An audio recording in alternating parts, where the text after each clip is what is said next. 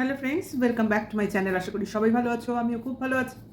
আহ, টিনার একটা ভিডিওতে একটা কমেন্টস, হ্যাঁ সেই জলপাইগুড়ির কাকু কাকিমার যে একটা কমেন্টস যেটা কিনা ডিলিট হয়ে গেছে, সেটা নিয়েই আমার মনে কিছু প্রশ্নের আর কি আহ, তৈরি হয়েছে, যেটা নিয়ে আমি আর কি আলোচনা করতে এসেছি যে কেন এরকমটা করা হলো। কারণ ওনারা যথেষ্ট ভালো মনের মানুষ, আমরা দেখেছি, প্রথম থেকেই দেখেছি ওনারা কিভাবে এদের সঙ্গে কোঅপারেট করেছে, মেলাবার চেষ্টা করেছে, ঝামেলাটা মেটাবার চেষ্টা করেছে, সেইটা বলছি। তা ওনারা এর বাড়ি ওর বাড়ি দুই বাড়ি গিয়েই একটা প্রচেষ্টা চালিয়েছিলেন, সেটা প্রথম থেকে একদম নিঃসন্দেহে, কিন্তু সেই প্রচেষ্টার কোনো ফল দেয়নি। মানে টিনাদের পক্ষ থেকে এইটা অ্যাকসেপ্ট করা হয়নি। মানে ওনারা যেটা বলেছিলেন যে হয় তোমরা একসাথে থাকো, নয় এইসব ঝামেলা বা এইসব নোংরামি না করে একটা মিউচুয়াল সেপারেশন করে নাও। যাই হোক, কোনোটাতেই তখন টিনারা রাজি হয়নি। তাহলে কেন এতদিন পর প্রশ্নটা স্বভাবতই এসে যায়, তাহলে টিনা সেই পথেই কেন হাঁটছে? যে প্রপোজালটা ও আজ 6-7 মাস আগে পেয়েছিল, সেই প্রপোজালটার পথে আজকে হাঁটছে, এইটা নিয়ে আলোচনা করতে আসলাম। তাহলে ভিউয়ার্সরা পুরো ভিডিওটা দেখো, স্কিপ করো না, আমার সঙ্গে থেকো। ভালো লাগলে লাইক কমেন্টস শেয়ার করো। হ্যাঁ, যেটা বলছিলাম, তাহলে এতদিন পর টিনার ওই ভিডিও দেখে নিশ্চয়ই ওনার এটা মনে হয়েছে যে যে কথাটা আমি এতদিন আগে বলেছিলাম সেই পথেই কেন হাঁটছে। সেই কমেন্টস উনি একটা করেছিলেন এবং কিছুক্ষণ পর দেখা গেছে ওই কমেন্টসটা ডিলিট হয়ে গেছে। একদিকে আমরা জানি টিনা কিন্তু কোনো রকম কমেন্টসই ডিলিট করে না, সে নেগেটিভ হোক আর পজিটিভ হোক, এটা আমরা কিন্তু প্রথম থেকেই দেখেছি। কারণ যেটা কিনা টনদীপ করে, ও নেগেটিভ কমেন্টস সেভাবে রাখতে চায় না, কিন্তু টিনা কিন্তু রাখে। মানে ওর সেই ক্ষমতাটা আছে ওই নেগেটিভ কমেন্টসগুলোকে ফেস করার। তাহলে এতদিন পর কি হলো যে একটা, এটা তো নেগেটিভ কমেন্টস বলা যায় না, একজন বয়স্ক লোক কমেন্টস করেছে, তাহলে সেই কমেন্টসটা কেন ডিলিট হয়ে গেল? স্বভাবতই প্রশ্ন আসছে, এটা টিনা করেনি, ওর চ্যানেলটা যে পরিচালিত করে তার দ্বারা করেছে। এই একটা জিনিস চলছে যে টিনার চ্যানেল অন্য কারো হাতে রয়েছে। আমি এইখানটাতেই আমার কিছু যুক্তির আমি প্রশ্ন খুঁজে পাচ্ছি না, মানে আমার মনে কিছু প্রশ্ন জন্মাচ্ছে যেটার উত্তর খুঁজে পাচ্ছি না। যেমন টিনা তো একটা 5টা বছর ধরে ও দেখেছে যেভাবে ওর স্বামী ও কাজ করেছে, কিন্তু পুরো ব্যাপারটা পেছন থেকে কন্ট্রোল করে গেছে ওরই হাজবেন্ড। অ্যাজ ইফ ও পুরো ব্যাপারটা করছে, কিন্তু পেছনে কন্ট্রোলার হিসেবে দাঁড়িয়েছিল টনদীপ। স্বভাবতই হাজবেন্ডই থাকবে, এতে তো কোনো দোষ নেই, এতে টনদীপকে কেউ দোষারোপও করতে পারবে না। মানে কন্ট্রোলটা পুরো টনদীপের হাতে ছিল। ভিডিও বলো, ব্যাংক বলো, পোস্ট অফিস বলো, আমার মনে হয় সবেতেই ছিল। স্বভাবতই দেখো, এতে কোনো দোষ নেই, আমাদেরও তাই থাকে। বিয়ের পর হাজব্যান্ড ওয়াইফ সবসময় আমরা জয়েন্টলি চলি, জয়েন্টলি চলতে ভালোবাসি। কেউ একার কেউ আলাদা এই জিনিসটা আমরা ভাবি না, সমস্ত জিনিসই মিলিতভাবেই থাকে, সেখানে কোনো অসুবিধা নেই। কিন্তু এখানে যেখানে যার সঙ্গে কোনো আমার লিগালি রিলেশন নেই, এরকম কোনো বয়ফ্রেন্ড যদি থেকেও থাকে, আছে জানি, কিন্তু আমার স্বীকার করতে ইচ্ছা করে না, সেটা আমার ব্যক্তিগত ব্যাপার। কারণ আমি ধরে নেব যে মেয়ের এখনও ডিভোর্স হয়নি, তার আবার কিসের বয়ফ্রেন্ড, এটা আমি ধরেই নেব। কারণ ডিভোর্স যতক্ষণ না হচ্ছে ততক্ষণ কোনো আদার্স রিলেশনে যাওয়া আমাদের উচিত নয়। কাজে যে থাকুক, যার খুশি থাকুক, যার ছবিই দেখাক না কেন, সেটা আছে কেউ বুঝতে পারছি, কিন্তু এই মেনে নেওয়াটা এটা আমাদের দ্বারা হবে না। তাহলে এক আমার চ্যানেলের মানে পুরো কন্ট্রোলটা অন্য কারো হাতে থাকবে? আমার জীবনের পরিচালনা কেউ অন্য কেউ করবে? আমি কি পরাধীন? না আমার কোনো অস্তিত্ব নেই, আমার কোনো সিদ্ধান্ত নেই, আমার কোনো মতামত নেই? আমি তো সেই আগে যেরকমভাবে পরাধীন ছিলাম এখনও সেভাবেই পরাধীন রয়েছি।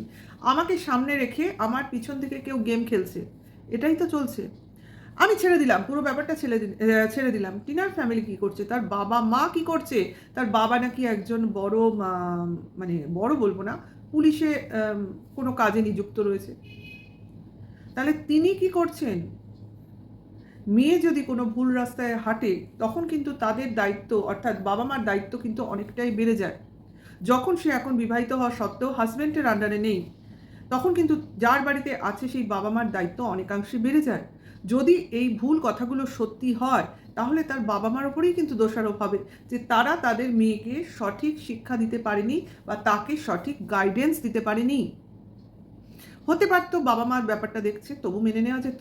আদার্স নো ওয়ান, যাকে মানাই হয় না সে কিনা একটা চ্যানেল কন্ট্রোল করছে, জীবনটাই তো চলে গেল। আজ যদি কোনো সে ভুলচুক করে বা চ্যানেলের থ্রু এমন কোনো কাজ করে ফেলে, তাহলে চ্যানেলটাই তো হয়তো এক সময় উড়ে যাবে। তখন টিনা কি করবে? কারণ যে এইসব কাজ করছে অ্যাকচুয়ালি তার কোনো বুদ্ধিই নেই। কিভাবে আমার মনে হলো সেটা একটু আলোচনা করে নিই। যেমন টিনা কিন্তু প্রথম যখন বেরিয়ে আসে শ্বশুরবাড়ি থেকে, ও কিন্তু 498 কেসটা করেনি।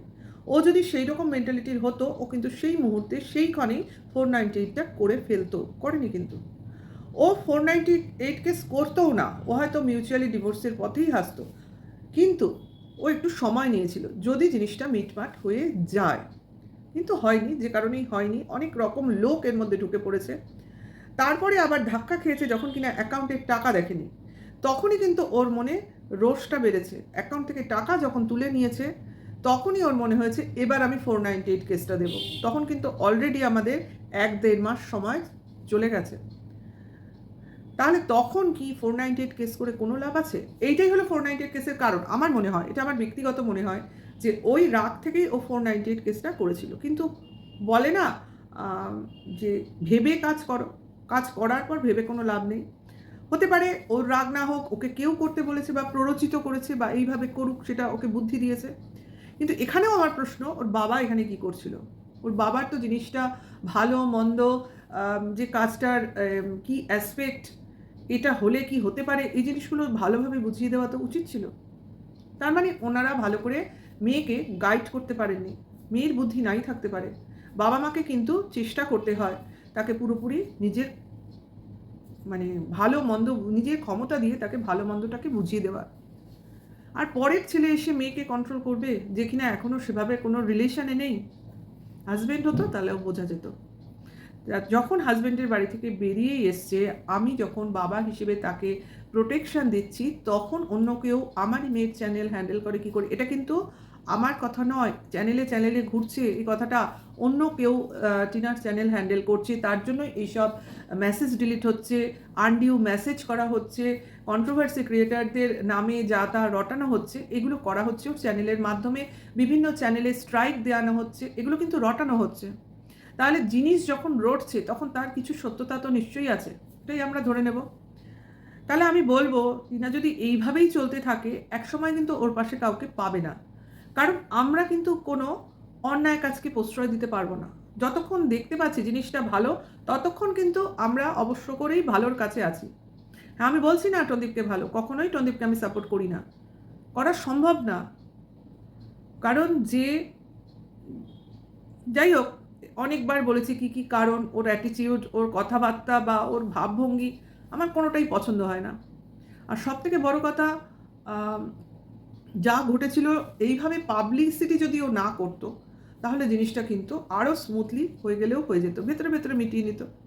সেটাও করেনি, জিনিসটাকে বেচার দিকে ওর প্রবণতা দিয়েছে, নিজের চ্যানেলটাকে গ্রো করার দিকে ওর ইন্টারেস্ট হয়েছে।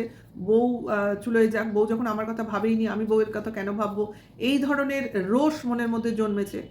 আর সর্বোপরি একটাই ভালো জিনিস, ও ফ্যামিলি ম্যান, ও নিজের বাবা মাকে দেখে, ছেলেকে দেখছে, এটা বলতেই হবে।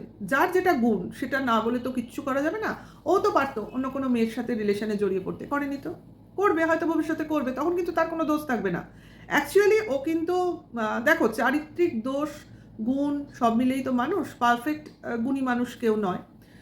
সেই ক্ষেত্রে যদি বিচার করা যায় টন্দীপকে, আমি বলবো যখন ছেলেকে যেভাবে মানুষ করছে বা ফ্যামিলিকে যেভাবে দেখছে, সেভাবে অন্যায় কোনো কাজ করছে না, একমাত্র ওই দালালকে সমর্থন করা ছাড়া আমি বুঝলাম না।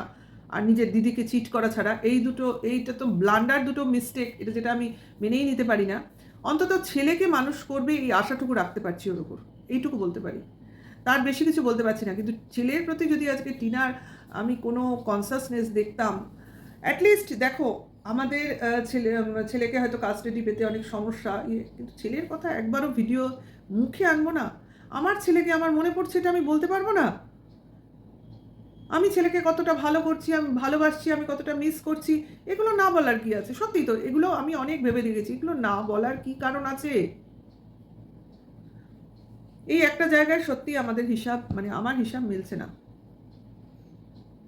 আর ওই কমেন্টস ডিলিট করার যেটা নিয়ে প্রথমে বললাম, সত্যি ওটা যথেষ্ট বাজে কাজ করেছে। এখন শুনছি ওটা হয়তো টিনা নিজে করেনি, অন্য কেউ করেছে। যদি সেটাও করে থাকে তাহলে ও এটা অন্যায় কাজ, যেটা কিনা ও সহ্য করেছে। তার মানে যে অন্যায় সহ্য করে সেও তো অন্যায়ই করে, এটাই তো আমরা জানি। যাই হোক, জিনিসগুলো যে পথে এগোচ্ছে বা যে পথে হাঁটছে, পজিটিভনেস রাখা কতদিন সম্ভব হবে ঠিক বোঝা যাচ্ছে না। কারণ দেখো, আমরা যেটা অন্যায় সেটাকে অন্যায় বলতে বাধ্য। অন্যায় কাজকেও যদি আমি আজ ঠিক ঠিক বলে সমর্থন করি, আমি কোথাও না কোথাও নিজেকেই মিথ্যে কথা বলবো। যেটা সত্যি সেটা সত্যি, সেটা কষ্ট হলেও মেনে নিতে হবে। তাহলে ভিডিওটা এখানেই শেষ করছি। পরের ভিডিও ওয়েট করো, আমার সঙ্গে থেকো। Bye, tata.